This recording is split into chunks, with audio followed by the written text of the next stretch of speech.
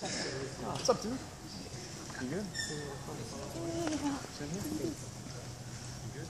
2 Corinthians 5:14-15 says, "For the love of Christ compels us, because we judge less, that if one died for all, and all died, and he died for all, so that those who should live no longer live for themselves, but for him who died for us, and rose again." Let's pray real quick. Father in heaven, I thank you for this wonderful opportunity you've brought before all of us who got to sit here in your house today and experience your presence. I thank you for everything, that your will be done. Amen. Before I go into that passage, I wanted to talk about human rights.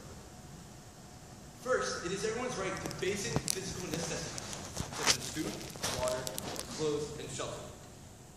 Second, it is everyone's right to love or to experience love. And third and most importantly, it is everyone's inalienable right. Can you say that with me? Inalienable. Right to know Jesus. Or to go and define that even more, it is everyone's right to hear an adequate presentation of the gospel. And we believe that the human rights movement is to make Jesus known. Christ died for all so that we, followers of Christ who live, no longer live for our own gain, but for him who died for us and rose again. Why do we not feel obligated to fulfill that mission that is given to all of us who call ourselves Christians? The church needs to wake up and be compelled by the love of Christ, to share the love that he showed us to the lost world around us. In 1 Corinthians 16:13-14, Paul challenges the church of Corinth with these deep and inspiring words regarding our calling as believers. He says, "Keep your eyes open. Hold tight to your convictions. Give it all you have got. Be resolute and love without stopping." Here the Apostle Paul tells us that we need to keep our eyes open. And a modern application of this is to simply be aware of what's going on in the world around us.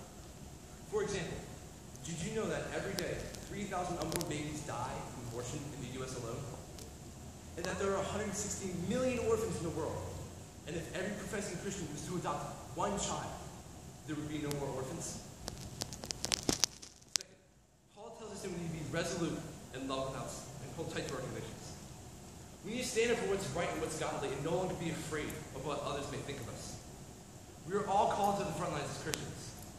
For some of us, the front lines means going to Africa or to the Philippines. And for others of us, it means being a light in our schools, our workplaces, or maybe even your own home. But regardless, we are all called to make Jesus known and to stand up for what is righteous, for we serve an audience of one. Finally, Paul challenges us to love without stopping. This is impossible because on our own, we are impatient, selfish haters of anything but our own opinion. The only way to accomplish this is to ask the Holy Spirit to come and live in us, because it is impossible to love without stopping without the Holy Spirit. John 13:34-35 says, "A new commandment I give to you, that you love one another as I have loved you, that you also love one another. And by this, all will know that you are my disciples, if you have love for one another." If we are his disciples, then we should be known by our love for everyone. We need to put all people above our own interests, our own desires, and even to the point of giving up all possible self-gain. We need to become known by all as the ones who love without our own agenda. We need to show love and be a light amidst the darkness.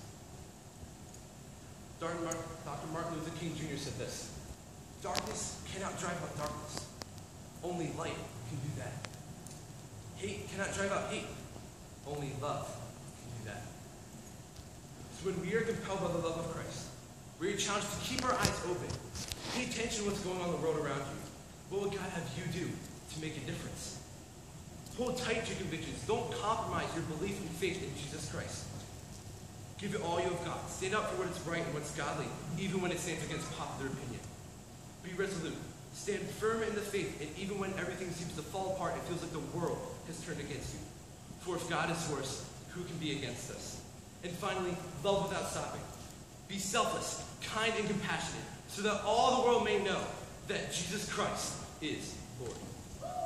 Boom! We'll give him that, Phil.